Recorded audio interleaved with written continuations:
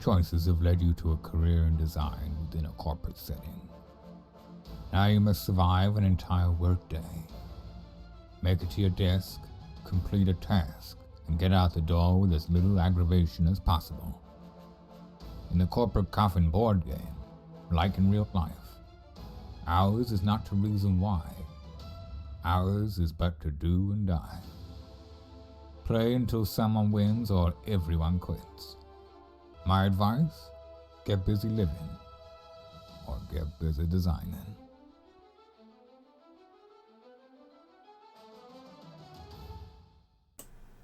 Hi everybody, before we jump into the game, I want to say that first of all, there was a rule change from the version that I have for the second edition versus the edition that Rob had sent me. The rule change basically states that on the start finish you have to have the exact, and you bounce off. So in other words, if I'm one space away and roll a 2, I am actually going to go back 2 spaces. You have to have the exact number. You're literally going to bounce. So if you remember the old Candyland game where you have to be exact, you would just go back. Of course, they use cards.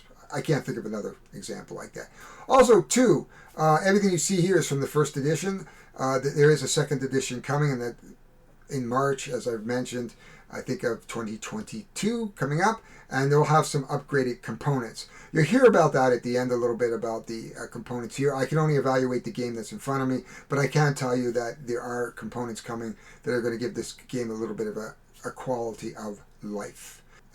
Again, I don't get paid for what I do, so any comment that I make is mine, and I'm responsible for what I say. I do not get paid for my reviews. I did ask to review this game, so take that with a grain of salt that I did ask for this game based on the theme alone. So without further ado, though, let's just jump into the video and start. Hi everybody, my name is Harry Jacobs and I am the North of 60 Gamer, and welcome. This is the North of 60 Gaming channel, and today we look at Rob Riley's Corporate Coffin, where you lay all your hopes and dreams to rest. So let's get down to the table and have a quick look at the game.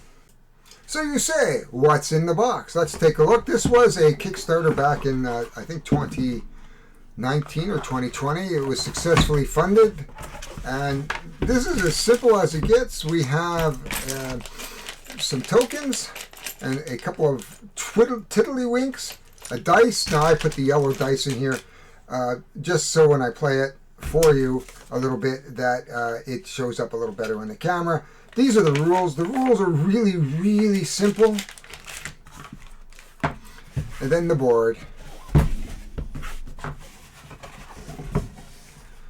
And there's the start and finish right over here. And literally what you do is basically take your corporate cards. We'll just open them up here. He says it sets up in 2 minutes. I don't even think it's that much. We will shuffle the corporate cards. Place them in the corporate card space. We will take our dice. We will take our corporate meeples. Now these are not meeples. These are just plastic Milton Bradley type games. This is reminiscent of a Milton Bradley game from the 60s and 70s. So I would not, and this is no slight to the designer of the game or the design of the game, but this does talk to a little bit of quality of life, and I prefer my games a little bit more quality in terms of what we're seeing. These could have very easily have been some meeples, perhaps screened meeples, and to give them some differentiation. The colors are very basic. I'm not a colorblind person, so I can't tell you whether or not we have a the blue red and the yellow green, which could cause some issues, but I'm not sure whether or not that was a thinking on the part of the designer. Now, the idea of the game is basically kind of like a sorry game to some extent. So what we're going to do is we're going to traverse the board, and we're going to get to the office. And we're going to try to avoid the situational cards, which will send us to different spots on the board, such as the HR office, the audiovisual room, the video room. So there's a number of rooms around the board. And we're going to play starting with the blue and then the yellow, the red. And we're just going to simulate a game very, very quickly here. That is fast. The game is set up. So One of the things I am going to change from the rules is that the reception, you have to stop at reception. If you go this way, you have to be in all of the cube farm. So if you're going to go down this way, be aware that on these big spaces, I am going to make you stop. I think in the playthrough I had a little earlier, I think it makes a little compelling game just a little harder. So if you get sent around this way, you might have to get stuck because you're going to be looking at the cube farm at the first time you go into the office and go, well, I've never been to the office. You are a new art designer, and you are going to try to get to your office, finish your day, and get out without trying to, what looks like, shoot your brains out over here in the meeting room. I guess that happens in a corporate coffin world where things are so toxic you want to kill yourself. So starting with the blue player, we are basically just going to roll the dice. 4. So he's going to stop there. I'm making him stop at reception. The only reason I'm doing that is because in a normal office, that's what you do. They don't just let anybody into the office. 6. And then red. He rolls a 1. So he doesn't quite make it to the office. He opens the door and goes, holy shit, what am I into? He sees a bunch of people rushing around, going with their heads down, mumbling to themselves, looking very, very frightened. So once you're here, you have to roll a less than 3 to get off. So blue rolls a 1. He's off. He's getting sent to his farm, his cubicle in the farm. 6. Yellow is stuck there. Red is going to roll a 4. So he is now here. Blue is well on his way to his cubicle. He's very confident, but didn't get very far. We're going to roll red. Red is less than 3, so he's going to go 1, 2, now 3. So he's rushing to his office. I don't know why. I've worked in these kinds of offices. Yellow rolls a 4. Blue rolls a 1. Well, blue is now there. Blue trips red, and red goes right off to the HR office to file a complaint. Red now has to roll less than 3. He does. He is back on the board. He has made his complaint to HR. Yellow's passed. 1, 2, 3. He now trips blue. It is a race. Blue goes to the HR office. Blue now rolls 6. He is stuck in the HR office. Red, rolls a 4. 1, 2, 3, 4. In this icon space, we're going to pick up a situational card. See what happens to red. Red is now, unfortunately, you just ran into a writer on your team, and they notify you that there are several changes on extremely complex animation you finished yesterday. Interesting, because I just started work today. You'll have to sit with them for what will seem like an eternity in order to capture every little nitty-picky edit they'll have, frame by frame. Head to the cube farm with your notepad and what little sanity you have left. Well, the cube farm is right there. So red is now off to the cube farm where he needs a 3 or less to get out. Yellow rolls a 6. 1, 2, 3, 4, 5, 6. Yellow now has a situation. Your phone goes off during your lunch. It is an email with client changes. The requests are nonsensical and go against basic design principles. You can feel your blood pressure go up as you regret adding your work email to your phone. Head back to your desk. Well, he never made it to his desk, so he's going to head back to his desk. I suppose somebody doesn't give a rat's ass whether you're new or not. They said you've already set up your phone, and away you go. Blue, 5, still stuck in the red. Red, 3, 1, 2, 3. Blue is still stuck in HR. Yellow must roll a 6 to get out. He is stuck at his desk. We come back to blue. Blue rolls a 3. 1, 2, 3. Picks up a situational card. And it is good news. Your company has acquired another company along with their overseas team. Bad news. They expect you to train your overseas counterparts over several days on exactly how to do your job.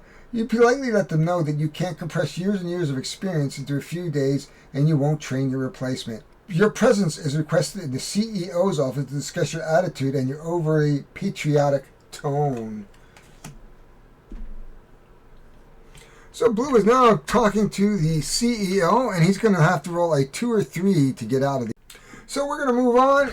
Right now, blue is just sent to the CEO's office. Yellow is at his desk. Red is here. Blue, red, yellow. Red's going to go. Red is going to roll a 3. 1, 2, 3. He's going to pick up a situation card. And it says, somehow you got roped into internal marketing meeting. This typically could just have been an email that goes on for an hour of your life. Thankfully, you were quick to mention that you have 2 projects that are kicking off and that the other lazy waste of space designer on your team is available. You'll have never been happier to have project work. The feeling won't last. Switch places with another game piece left maniacally if you do. Well, I guess for him, it makes sense to switch the yellow out so he can put his red piece here, not the green piece. Whoa. Red guy, not the green. So now red has made it to his desk. Yellow is on his way out. It is now yellow's turn. Yellow is going to roll a 4. 1, 2, 3, 4. Blue needs a 2 or 3 to get out of the CEO's office. He rolls a 6. We come back to red. Red needs a 6. He does not make it. Blue rolls a 1. A yellow rolls a 1, and he picks up another situational card. These are a lot of fun, actually. You can't help but overhear the CEO and your project manager discussing a project you are currently working on, and you manage to hear the state, but we're still saving money. Saving money on a project that is $40,000 over budget? You can only hope that applies to the same monetary topic during your next annual review. Head to your desk and start designing shirts with still saving money for your fellow misanthropes. So we get sent back to our desk. Blue is still in the CEO's office. He doesn't get out. He needs a 2 or 3. Red rolls a 4. Yellow rolls a 1. Blue rolls a 5. Red rolls a 3. Yellow rolls a 4. Blue. Red. Yellow. Blue.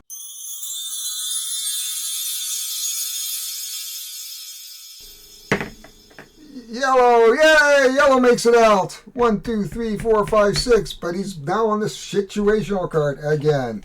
You alter your schedule to better accommodate your work-life balance. For the past week, you have been coming in at 10 a.m. and are leaving at 6. Despite following company policy regarding flexible work and end times, managing your workload, your project managers issued with a new change. They reprimand you over the phone while they are working from home for the 4th time this week. Revenge is a dish best served cold. Sit on the latest rush request. Roll again. At least he gets out. He's going to roll another 5. 1, 2, 3. Either way, he's on another situational card. There we go. I think that's enough of the game to give you the flavor of how this game works. Basically, you're going to go start, you're going to walk around, you're going to land on these situational places, you're going to roll the dice a lot, so there's a lot of randomness of this game. But let's go up quickly for some final thoughts, and we'll talk about the game. So, some final thoughts about the game. The rules. When we start with the rules are simple, they're not complex. You can see the board behind me. We start at the start-finish. And then we work our way to our desk. Just move my head. And then we work our way out again. Pretty much, that's how the game plays. You roll the dice, you move the number of spaces, just like in Sorry. If you land on somebody's space, you bump them to the HR office. Sometimes the CEO wants you. The overall game and flow is very, very quick. You pass the dice, roll the dice, take your turn, and continue through the game. So very, very easy to game. Thematically, the game is fun. I mean, it's a corporate office. I work in a very toxic workplace, so I understand what it's like to really, really work in a toxic workplace. And yes, being a project manager, this does happen. These situations happen. When you have leadership like I have, I don't even want to talk about it. This is not the forum to discuss my workplace. Overall, the components. Now, I'm a little disappointed in the components. I know that this was done probably fairly inexpensively. I would hope now, components, I come from an era where components were a little light. I mean, back in the 70s where this is the type of components you would get, these little tiddlywinks and little yellow pawns. Modern board games now need a little bit more in quality of life. These could have easily been some meeples. We could easily have set some asymmetrical powers to each type of a personality. So giving the meeples a personality would give you a better narrative. One is an ace designer, so maybe he needs, when he's doing something at his office, he gets a -1. Maybe this guy's a smoozer, so when he goes to the corporate office, when he gets called into the CEO, he can roll, he can manipulate his dice down +1 or -1, just to keep this game moving along so you don't get stuck in one of these spaces. And you saw me do roll, roll, roll, roll, roll, roll, roll, roll, roll your boat. Working in a corporate office is frustrating, but this game should not be. So it does need to move. And if you get stuck in where I need a 2 or 3 and a couple of 6s, and you just keep rolling around the board, we're all going to be heading to the snack cabinet for a snack. The situational cards are fun. I love reading them. They do sound like real life. So obviously Rob has some experience with situations in his office, and probably that is probably why he designed this game. So there was some good thought, sending you to the proper place. You got to go back to your desk. You got to go to the snack cabinet. Somebody cried, go to the bathroom, have a good cry. Those types of situations that show up in your everyday work life. The day in the office sounds like brutal here. I think this game has some potential to be a fun game. I think just a few tweaks in the next version perhaps would make it just a little bit nicer. I like the idea of stopping here at the... you can't see me. I like the idea of stopping here at the reception desk, especially if you're coming in for the day. You've got to show your ID and move on. I like the idea of stopping at the cubicle farm. I do that. I walk into the office. I go down to my 4th floor and I look at all the cubicles and go, wow, look at all the new faces. That happens in a toxic workplace. Every time you look around in a new toxic workplace, there are 5 new employees out of 10 with the turnovers. So that I'd love to see a better quality of life components. Screens, meeples would be very nice, giving each one a personality, as we already explained. The Tiddlywinks could have been a wooden marker, maybe with a screening of that personality. So the colors, not only the colors match, but maybe a screening of a young lad, pimply faced, and the corporate stereotype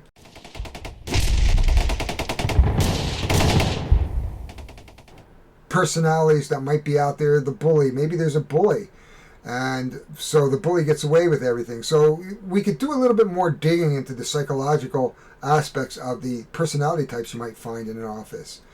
So, but this game really is just, when you boil it down to it, it's kind of like Sorry.